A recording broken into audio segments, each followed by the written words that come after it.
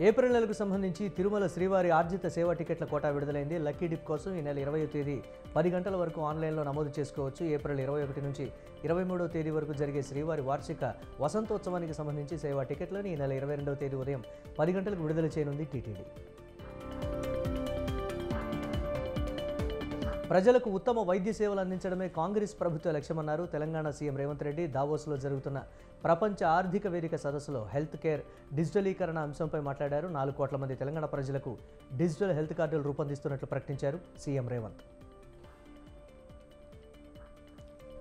AP ఎన్నికల్లో TDP కూటమి 130 స్థానాలు దక్కించుకుంటుందన్నారు నర్సాపురం ఎంపీ కనుమూరి రఘురామకృష్ణరాజు. పశ్చిమ గోదావరి జిల్లా భీమవరం మండలం రాయలంలో టీడీపీ జనసేన నాయకుల ఆత్మీయ సమావేశంలో ఆయన పాల్గొన్నారు. రాష్ట్రంలో కాంగ్రెస్ పార్టీ పుంజుకుంటే కూటమికి మరికొన్ని సీట్లు పెరగవచ్చని జోస్యం చెప్పారు. ప్రముఖ పుణ్యక్షేత్రం కృష్ణా జిల్లా మోపిదేవి శ్రీ వల్లి దేవసేన సమేత శ్రీ సుబ్రహ్మణ్యేశ్వర స్వామి వారిని కుటుంబ సమేతంగా దర్శించుకున్నారు హైకోర్టు జడ్జి ఆకుల శేషసాయి. ఆలయంలోని నాగపుట్టలో పాలు పోసి మొక్కులు చెల్లించుకున్నారు. స్వామివారి ప్రత్యేక పూజలో ఆయన పాల్గొన్నారు. కర్నూలు పార్లమెంట్ స్థానానికి టీడీపీ అభ్యర్థిగా బరిలో దిగేందుకు సిద్ధంగా ఉన్నానన్నారు బీసీ నేత జిల్లా పరిషత్ మాజీ చైర్మన్ బత్తిన వెంకటరాముడు. ఈ మేరకు అవకాశం ఇవ్వాలని పార్టీ అధినేత చంద్రబాబును కోరినట్లు వెల్లడించారు ఆయన. తొలిసారిగా నియోజకవర్గ కేంద్రం పరిగిలో మెగా జాబ్ మేళా నిర్వహిస్తున్నట్లు పేర్కొన్నారు MLA doctor T Rammohan Reddy. ఉపాధి కల్పన శాఖ ఆధ్వర్యంలో ఈ నెల 23న పరిగి మినీ స్టేడియం కేంద్రంగా ఈ జాబ్ మేళా ఉంటుందన్నారు.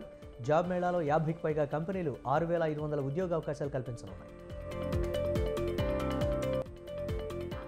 ఇరు వర్గాల మధ్య తలెత్తిన దారి వివాదం ఘర్షణకు దారితీసింది. ఈ వివాదం కాస్త పోలీస్ స్టేషన్కు చేరడంతో అక్కడ ఇరు వర్గాలు పరస్పరం దాడులు చేసుకున్నాయి. దీంతో పోలీసులు లాఠీలకు పని చెప్పాల్సి వచ్చింది. ఇరు వర్గాల ఫిర్యాదు మేరకు కేసు నమోదు చేసినట్లు సిద్దిపేట ఏసీపీ సురేందర్ పేర్కొన్నారు.